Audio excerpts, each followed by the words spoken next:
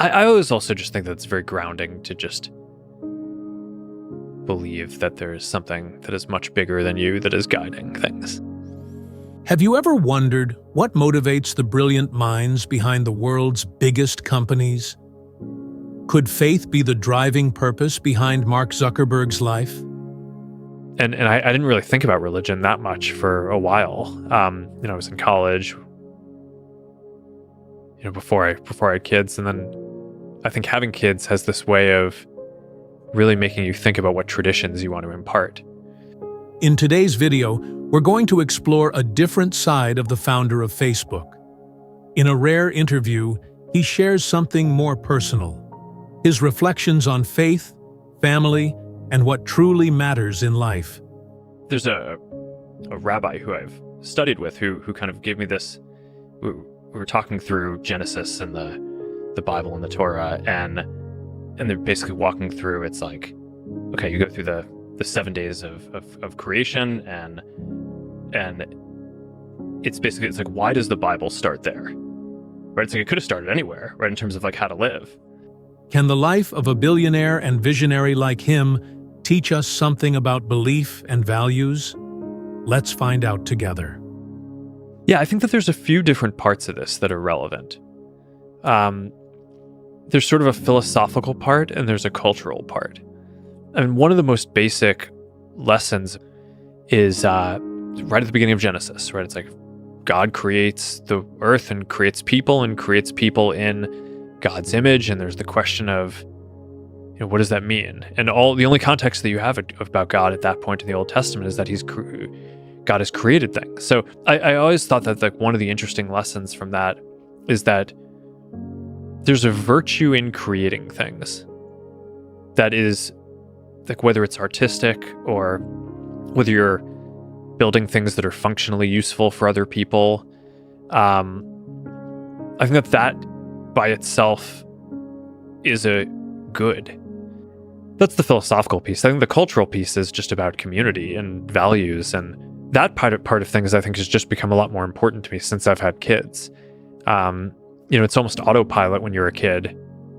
You're in the kind of getting imparted to phase of your life, but and I didn't really think about religion that much for a while. I was in college,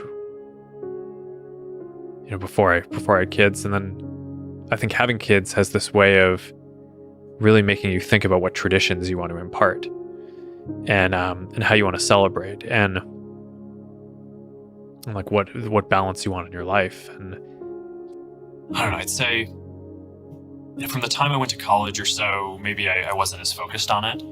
But I think a few things in the last 5 or 6 years have made me a little more focused on it. One is, of course, family and having kids, right? So you want to have traditions for the kids, and a lot of the time it's like, okay, well, here are the things that I did when I was growing up that I thought were meaningful, and the ones that are good you want to do, and the ones that aren't, you don't. But I just found having that community and values grounding was really valuable. So we are raising our girls to be Jewish, and that's just become a more important part of our lives. So it's like every Friday, pretty much no matter what's going on, we do Shabbat dinner.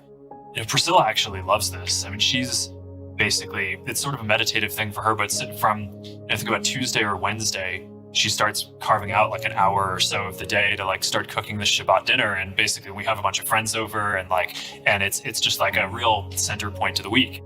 That element I think is more cultural. I'd say for me personally and for our company, and probably for a lot of people around the world, I mean, the last 5 or 6 years have been pretty tough, right? I mean, if you just look at how people felt about our company, before 2016, if you look at like average sentiment around the company, it's like there was almost like never a month when the sentiment was negative. And since 2016, there's almost never been a month where the net sentiment has been positive.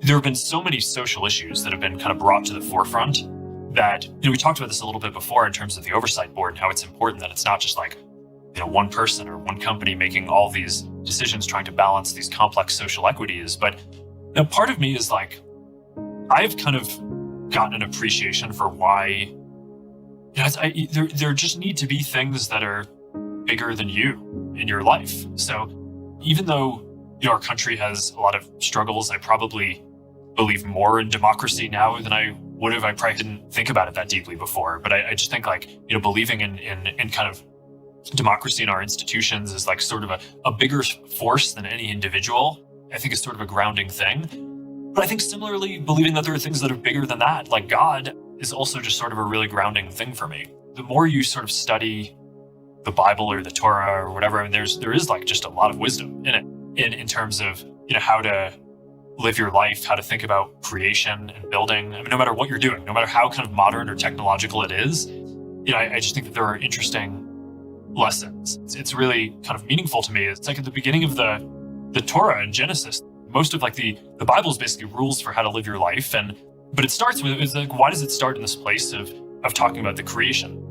And it's like, it starts off with like, okay, God created people in God's image. And it's like, well, what does that mean? What does that mean you're supposed to go do? It starts off talking about creation, right? It's like, okay, how God created all this stuff. It's like, yeah, I think that there's like a real interpretation in that is kind of personal to me, which is like a lot of what we are here to do is create good things in the world. And I think that that's like very intrinsic to, it's like when I'm having a bad day or a bad month, I just think like there's something that's sort of grounded in, it's like, no, this is like what I think a big part of what we were here to do is like build things that make the world better.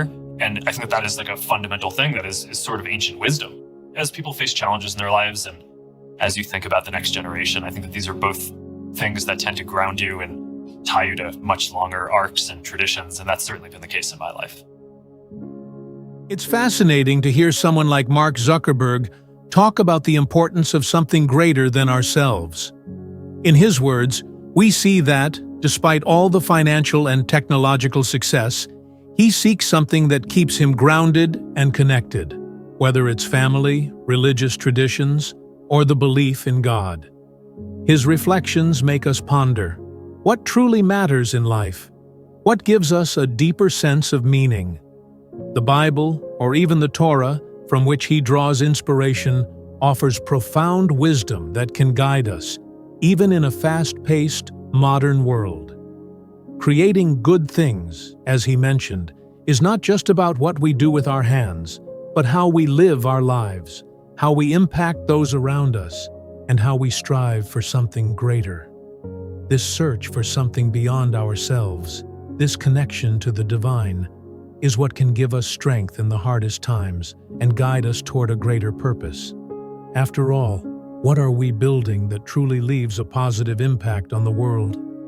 If this message touched your heart, don't forget to like the video and share it with someone who needs to hear about the power of faith and purpose. And if you're not subscribed yet, hit the subscribe button and turn on the notification bell so you don't miss out on more inspiring content like this. Let's grow together in faith and discover the true meaning of life.